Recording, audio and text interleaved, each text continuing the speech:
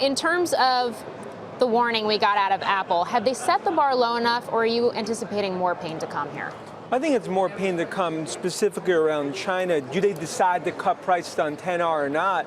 I think that what the street's looking for, you talked about that 58, 59 billion, but it's really about the price cuts. And I think given the lack of transparency that you've seen, this is going to rise and fall with China, 20% of all upgrades for the iPhone.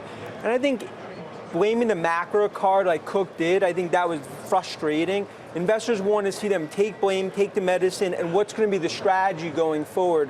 That's really going to be the key for investors. And Steven Milunovich, what are your thoughts and what are you looking for from Apple after the bell today? I would be a bit cautious. We're at a peer perform, and you've got three issues they have to address. What's going on in China? Is it just the economy or is it share loss? Deceleration in services. The bulls are really pushing services, but it's decelerating. Why is that happening?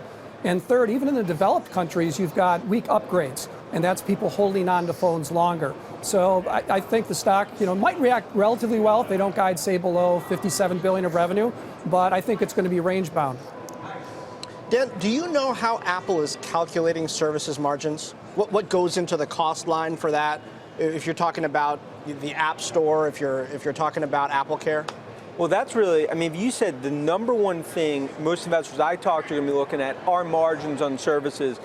Giving more granularity about how they're calculating our gross margins, potentially double that of hardware margins, what the trajectory looks like. I think more granularity around that's going to be key, because that's really, you talk about, we view the services business on a standalone basis worth about 400 billion.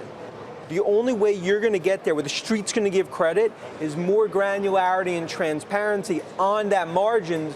And look, I'd say right now, it's an Everest-like climb for Cook to get back credibility from the street. It all starts tonight. Are they going to do that? Are they going to give you more detail on those margins? Are you expecting it? We believe they will, specifically on the services side. If they do not, that would be a major gut punch to the multiple, to the stock, given that units metrics was taken away. If the services margin, take away everything, that's going to be the focus, because that's really the key to the valuation. Steve, Cook communicated around the lowered guidance fairly significantly, did a few interviews with Jim Cramer and the like, and a call. Do you expect there's going to be more communication than is typical in this call as well?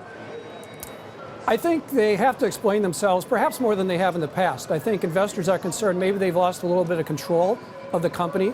Apple has sounded like they expected iPhone growth to continue into the foreseeable future, and that's not happening. Just today, we have a note out saying that next year's iPhone units on the street are probably high because you've got new customers declining, and I don't think you're going to get enough upgrades next year to necessarily make up the difference. So more transparency, would be great here. Dan, everything that's going on around Huawei right now and adding to the tensions between the U.S. and China, is there any reason to believe that could have any kind of blowback or impact on a company like Apple? Yeah, look, we still think 80% of this is Apple specific in terms of pricing hubris and how they price the phones and misexecution. 20% of it is a backlash that you're seeing inside China. The headwinds have hurt Apple. But I think that's why right now Cook, he's going to be speaking for a lot of U.S. tech companies tonight where investors are focused. Give them the NVIDIA, give them the Intel. China is really the key here, and Apple is really caught in the crossfire. And I do think the backlash impact versus pricing is what investors are trying to kind of parse out here. Yeah, Steve, my read, given what we heard from NVIDIA about high-end gaming chips and being on a slowdown, what we heard from Intel, it actually seems less like an Apple-specific issue than maybe it did 3-4 weeks ago. What's your sense of that?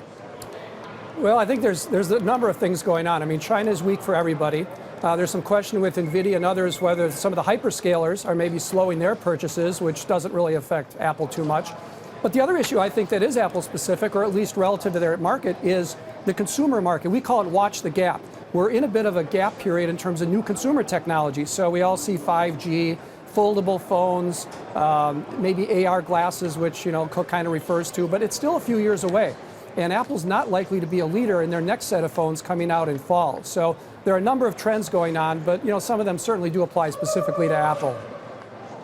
To that point, Dan, is Apple behind the ball on 5G?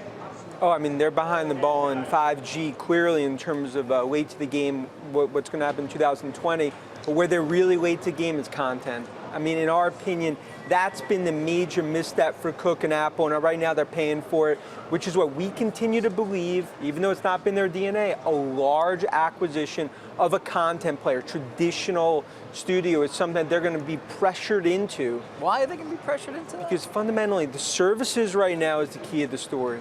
And if you look what's happening on the services side, given what's on the install base, you need more services to put into the install base. And right now, we could talk about streaming music and gaming potentially. In our opinion, it's content, a standalone streaming content service. And I think that's something where they missed the ball on. And I think that's another thing tonight to see in terms of Cook, will there be any tea leaves about content, how they're focused on it, or in this content arms race versus Netflix and others?